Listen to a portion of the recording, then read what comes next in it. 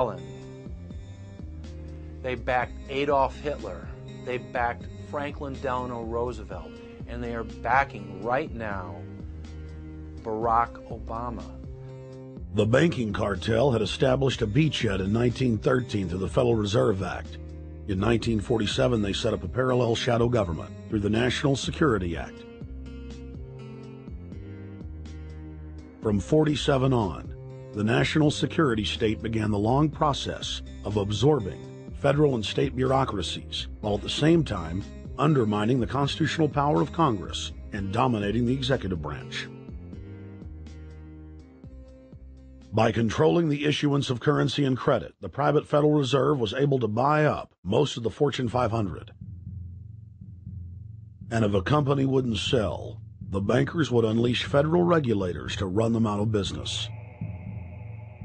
Private central banks in Europe, the United States, and England took taxpayer money and loaned it at over 30% interest to third world nations.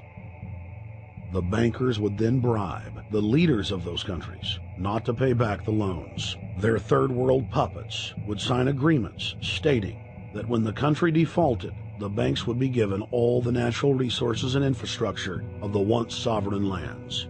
But worst of all, the countries would pledge future taxes paid by the people in perpetuity as profit to the private banks.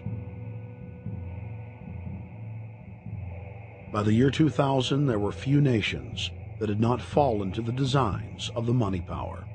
The globalists were now ready to start their final phase of world government takeover, the destruction of the Western nations' economies. To carry out their final takeover, they first removed banking regulations like the Glass-Steagall Act in the late 1990s.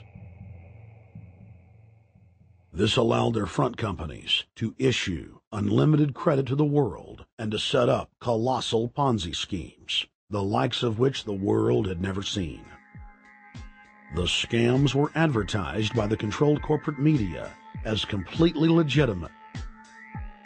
Because of the fantastic returns, private investors, corporations, state and local governments invested heavily. They had taken the bait, hook, line, and sinker. To destroy confidence, in late 2007, the bankers themselves began to badmouth the scams they had created.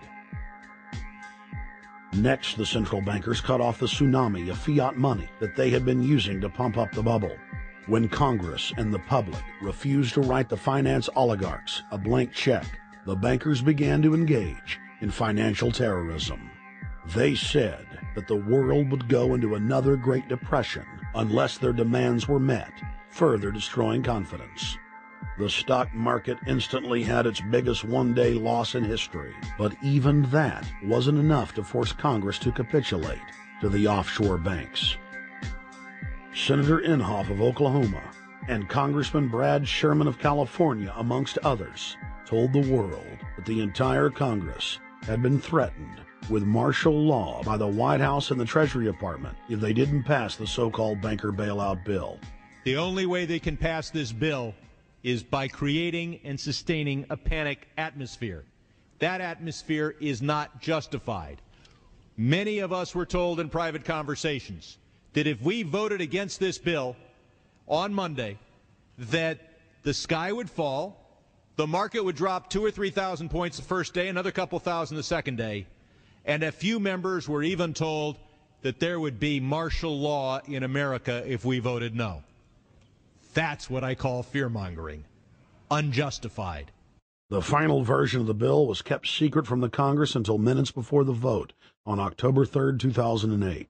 The Federal Reserve had promised total transparency, that every dime would be accounted for. To Democrats and Republicans who've opposed this plan, I say, step up to the plate. Let's do what's right for the country at this time, because the time to act is now, to prevent the possibility of a crisis turning into a catastrophe. After its passage, the public learned with horror that the bill was really a financial coup d'etat by Wall Street. The bill didn't just give $700 billion to the banks. It was a blank check. And as of February 2009, $9.7 trillion has disappeared into a black hole. Within 24 hours of its passage, Secretary of Treasury Henry Paulson said they were no longer going to use the money to unfreeze the mortgage market by buying bad debt. We went to Congress. Illiquid assets look like the way to go.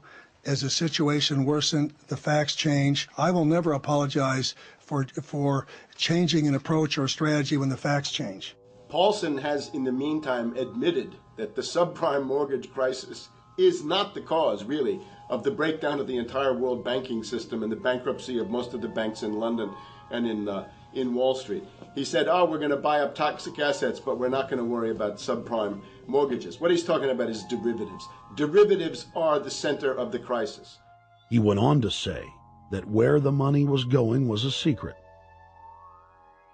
I believe that banking institutions are more dangerous to our liberties than standing armies. If the American people ever allow private banks to control the issuance of their currency, first by inflation, then by deflation, the banks and corporations that will grow up around the banks will deprive the people of all property until their children wake up homeless on the continent their fathers conquered. The issuing power should be taken from the banks and restored to the people, to whom it properly belongs. Thomas Jefferson, 3rd President of the United States.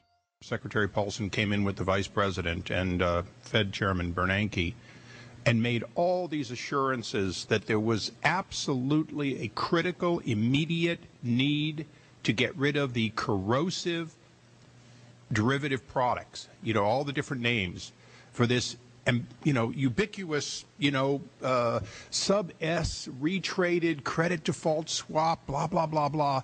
Okay, but they talked about them as though they knew what the hell they were. You got the money and you immediately said, what items, what auction? Now, the Treasury just basically cut that out of the bill. And what we have here is a situation where banks are hoarding the money that they're getting from the TARP. They're using the money to purchase other banks. And all of a sudden, the Treasury sent a signal to the banks, forget about it. We're going to give you the money that you want, and you do what you want with it. Unless you direct it specifically, it's not going to happen. I don't think anyone questions, Mr. Kashkari, that you're working hard. Our question is who you're working for. Throughout its passage, President Bush and Senator Obama worked in tandem to get Congress to pass the bill without even having time to read it, despite the fact that in major polls, 98% of the American people were against the bill. The leadership in both parties were for it. And I really want to commend Barack Obama, because as we were involved in the this and that and different provisions of the bill to persuade people, he really gave them confidence that this was the right decision for the American people, even though it wasn't, in our view, a great bill for them to vote on. I want to take a particular moment to also thank the individual who's not here, and that is Barack Obama, who made numerous calls not only to all of us, but to members of our caucus, and helped us gather the votes on the Democratic side to pass this legislation. Bank heads then bragged to the press that they were hoarding the bailout money and using it to buy up smaller, healthy banks and insurance companies. Their plan was working like a charm. Next, the central bankers loaned the federal government back $787 billion of our own money at interest for President Obama's so-called stimulus package. And just like the banker bailout, Congress was given less than an hour to read the 1,070-page-plus stimulus bill. Barack Obama, who had pledged on the campaign trail to wait 5 days before a bill could be voted on so that the Congress and the people could have a chance to read it, said that the stimulus was too important and it had to be passed before anybody could see it or read it, or the crisis would turn into a catastrophe. Doing little or nothing at all will result in even greater deficit.